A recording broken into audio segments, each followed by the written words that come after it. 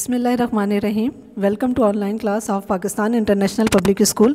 अस्सलाम वालेकुम। I am miss Samreen, your maths teacher for grade 8।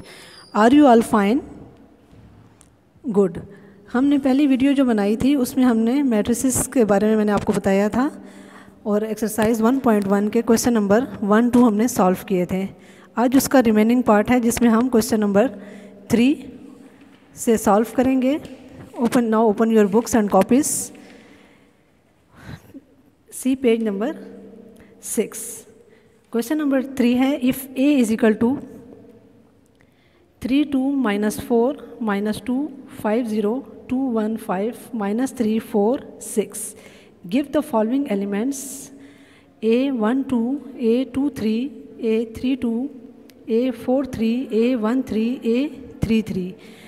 अब यहाँ पर हमने वैल्यू बतानी है। ए कोई स्पेसिफिक नहीं है कि मैट्रिसेस में आपने कोई वैल्यू बतानी है। ए जो है तो किसी भी वैल्यू की पोजीशन को शो कर रहा है।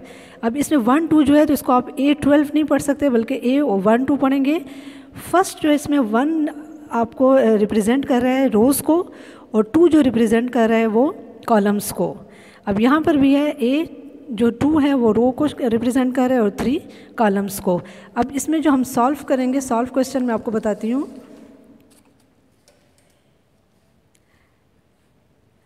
Give the following elements A1 2। इसी तरह जब सॉल्यूशन में आप लिखेंगे, इसमें है क्वेश्चन नंबर 1 A1 2 मीन्स के आपने इसमें देखना है, मैंने जैसे आपको बताया कि 1 जो है तो वो रो को रिप्रेजेंट कर रहा है और 2 कॉलम को।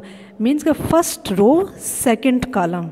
अब फर्स्ट रो है आपके पास, ये फर्स्ट रो और इसका जो सेकंड कॉलम है, फर्स्ट रो सेकंड कॉलम। तो फर्स्ट रो में सेकंड कॉलम कौन सा है? यहाँ पर आपके पास नंबर है 2, तो इसका आंसर आपके पास आ जाएगा 2।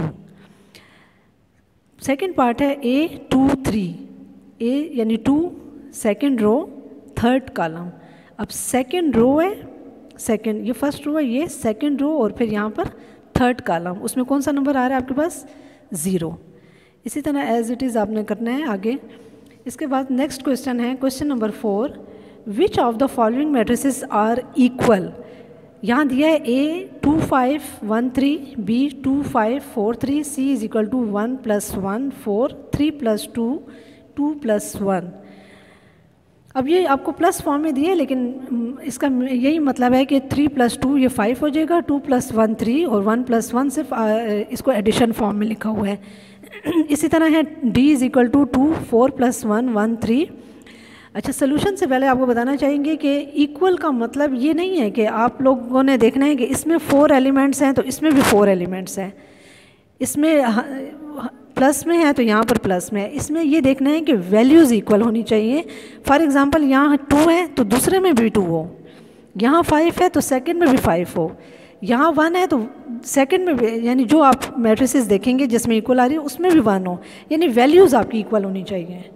ये नहीं कि आपके पास अगर ये 4 हैं तो ये नंबर्स ऑफ आइटम्स नहीं होने चाहिए बल्कि वैल्यूज़ आपके पास सेम होने चाहिए। फॉर एग्जांपल यहाँ पर 2 है 5 है 1 3। आप और मैट्रिसेस में देखें कि क्या आपके पास ये सेम आ रहा है या नहीं। अब यहाँ देखें 2 5 1 3 आप चेक कर लेंगे, इसमें यहाँ पर 4 है 1, बाकी 4 चेंज है, यहाँ पर 2 लेकिन यहाँ पर 4 चेंज है। अब यहाँ आप देख सकते हैं A के साथ D 2 4 + 1 5 1 3, तो A is equal to D। And अब A और D तो हो गया, B और C को आप चेक करें, B2 3 + 2 4 2 + 1 3, तो यहाँ पर आ जाएगा B is equal to C। तो सोल्यूशन में आपके पास है A is equal to D and B is equal to C। This is answer. Question number 5 है, let A is equal to 2 -3 U 0 and B is equal to V 5 -3 W for what values of U, V and W are A and B equal। अब यहाँ का है कि matrices जो है A और B आपके पास इक्वल है, उसमें आपने बताना है इक्वलिटी को देखते हुए आपने देखना है कि U, V और W की वैल्यूज़ कौन सी हैं। सोल्यूशन में है, आप पहले नोट कर लें कि if A and B are equal, यानी A मैट्रिसेस इक्वल है B मैट्रिसेस के, 2 -3 U 0 is equal to v minus 3 5w से पहले मैंने लिख दिया है a is equal to b, यानी a मैट्रिसेस इसको रिप्रेजेंट कर रही है और b इसको रिप्रेजेंट कर रही है। अब इसमें देखें, अब जैसे आपके पास सबसे पहले u की वैल्यू है, u आपके पास फर्स्ट कॉलम सेकंड रो। अब सेकंड में देखें क्योंकि है तो इक्वल ना, तो इसलिए आप देखेंगे फर्स्ट रो सेकंड कॉलम। यहाँ पर u की वैल्यू आपके पास आ जाएगी 5, फिर आ जाएगी आपके पास v आपने मालूम करना है, v आपके पास यहाँ पर है second row first row first column, तो फर्स्ट रो फर्स्ट कॉलम में आपके पास v की वैल्यू 2 आ रही है। इसी तरह w है, w आपके पास सेकंड कॉलम और सेकंड रो है, तो यहाँ पर भी सेकंड कॉलम और second row w is equal to 0 आ गया। इसके बाद नेक्स्ट क्वेश्चन है, ये आपके पास आंसर आ गए, इनकी वैल्यूज़ आ गई। इसके बाद आपके पास क्वेश्चन है क्वेश्चन नंबर 6, इफ़ मैट्रिसेस ये वाली भी दी हुई है और ये दोनों इक्वल करके बताइए, find the values of a b c x y z। यहाँ आपने इन 6 जो आपके पास अल्फ़ाबेट्स दिए हुए हैं इनके वैल्यूज़ बतानी है। सोल्यूशन में आप लोग उसी तरह मैट्रिसेस को लिख लें और इसमें आपने वैल्यूज़ बतानी है a b c x y and z। सबसे पहले आप देखेंगे फॉर a, यानी पहले a की वैल्यू बताने के लिए, अब जैसे आपको यहाँ पर बताया है कि दोनों इक्वल हैं, तो जहाँ पर a की वैल्यू है वहीं पर आपने सेकंड में भी चेक करना है।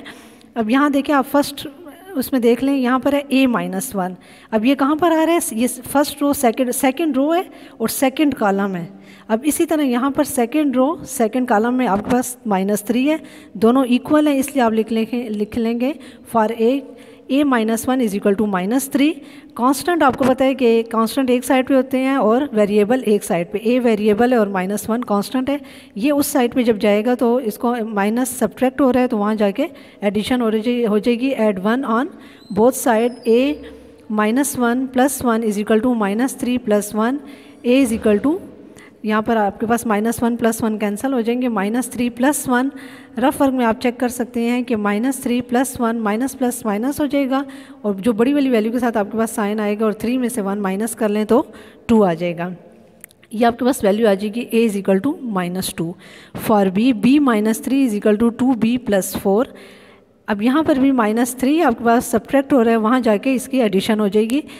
Add 3 on both side, b -3 plus 3 2b is equal to 4, यहाँ पर भी -3 लिखेंगे, दोनों बोथ साइड हैं। b is equal to 2b plus 1। अब जैसे कि बताया है कि वेरिएबल आपके एक साइड पे और कांस्टेंट, अब यहाँ पर सेकंड साइड पे जो है तो वो वेरिएबल है, 2b एडिशन हो रही है, वहाँ जाके सब्ट्रैक्ट हो जाएगा, b प्लस 2b है, यहाँ आके -2b हो जाएगा। अब यहाँ जाएगा -b is equal to 1 plus 1 है। अब वेरिएबल के साथ माइनस आ रहा है तो इसको हम इस तरह चेंज करके लिख सकते हैं, b आपका यहाँ पर हो जाएगा तो ये b एडिशन में हो जाएगा और 1 जो है तो माइनस में हो जाएगा। इसका एक और भी मेथड हो सकता है कि अगर आप लोग इसको मल्टीप्लाई, अगर माइनस वेरिएबल के साथ आ गया तो आप इसको इस तरह कर सकते हैं, मल्टीप्लाइंग -1 ऑन बोथ साइड, जब मल्टीप्लाई करेंगी तो आपके पास हो जाएगा माइनस प्लस माइनस की आपके पास b की वैल्यू आ जाएगी, b is equal to -1। For c 2c plus 2। अब इसी तरह आप देखें, जैसे b -3 मैंने आपको बताया कि यहाँ से आप लोग देखा था फर्स्ट रो और यहाँ थर्ड रो में फर्स्ट कॉलम था और इसी के जो सामने वैल्यू थी वो आपने उसी तरह लेनी है जैसे यहाँ पर था। अब c की आपने देखनी है, c की वैल्यू चेक करें कि कहाँ पर है। c आपके पास आ रहा है यहाँ पर थर्ड कॉलम और सेकेंड रो, 2c प्लस 2। तो इसके साथ आप यहाँ पर भी दूसरी जो मैट्रिक्स आपको मैट्रिक्स दी हुई है, यहाँ पर आ जाएगा थर्ड कॉलम सेकेंड रो, उसमें ये इक्वल है 0 के। अब यहाँ पर इसी तरह लिख लें, इक्वल करके subtract 2 from both side, 2c plus 2 addition हो रही है, वहाँ जाके सब्ट्रैक्ट हो जाएगा, 2c plus 2 minus 2 is equal to 0 minus 2, 2c is equal to -2, 0 subtraction हो जाएगी इसकी। Divide 2 on both side, c क्योंकि इसके साथ मल्टीप्लाई हो रहा है वहाँ जाके डिवाइड, तो c इज इक्वल टू 2 से कटिंग हो गई, -1 आ गया। नेक्स्ट है फॉरवर्ड वैल्यू ऑफ x। अब x की वैल्यू चेक करेंगे, x आपके पास कहाँ पर आ रहा है, अब यहाँ पर है फर्स्ट कॉलम और फर्स्ट रो। अब सेकंड में चेक करेंगे फर्स्ट कॉलम और फर्स्ट रो में ये इक्वल आ रहा है 0 के। अब ये सिंपली बस आपके पास आ जाएगा x plus 3 is equal to 0 plus 3 है, वहाँ जाके -3 x is equal to -3। For y 2y minus 7 is equal to 3y minus 2, add 7 on both side, 2y minus 7 वहाँ जाके एडिशन हो जाएगी। एडिशन के बाद यहाँ पर आपने करना है 7 माइनस 2 प्लस 7, एडिशन का साइन लगेगा और हो जाएगा minus 2y is equal to 3y plus 5। Subtract, अब यहाँ पर जैसे आपके पास कांस्टेंट आप उस साइड पे लेकर गए, इसी तरह वेरिएबल को भी साइड पे लाना है। Subtract 3y from both side, 2y plus y है यहाँ के माइनस 3y कटिंग हो जाएगी। 3 में से 2 गए माइनस, क्योंकि माइनस 3 और प्लस 2 है तो minus y is equal to 5, y is equal to minus 5। जैसे मैंने आपको पहले समझाया कि ये सिंपल इस तरह भी हो सकता है कि जगह चेंज कर दें, y is equal to minus 5, या फिर आप मल्टीप्लाई -1 ऑन बोथ साइड, तो minus minus plus, plus minus minus. Last आपके पास है z की वैल्यू आपने बतानी है z प्लस 4। अब इसको भी आपने इसी तरह देखना है कि z की वैल्यू आपके पास मैट्रिसेस में किस कॉलम और किस रो में है।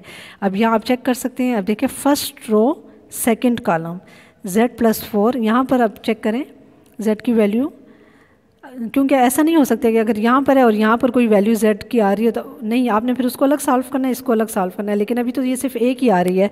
तो देखिए फर्स्ट रो में सेकंड कॉलम है और यहाँ पर फर्स्ट रो में सेकंड कॉलम 6 है, तो ये z प्लस 4 इक्वल आ जाएगा 6 के। Subtract 4 from both side, addition हो रही है, वहाँ जाके सब्ट्रैक्ट हो जाएगा। z plus 4 minus 4 is equal to 6 minus 4, z is equal to 6 में से 4 माइनस करें तो 2 आ गया। So a is equal to -2, b is equal to -1, c is equal to -1, x is equal to -3, y is equal to -5, z is equal to 2। And I hope you have understood today's teaching. Now do question number 7, exercise 1.1 as homework. Thank you.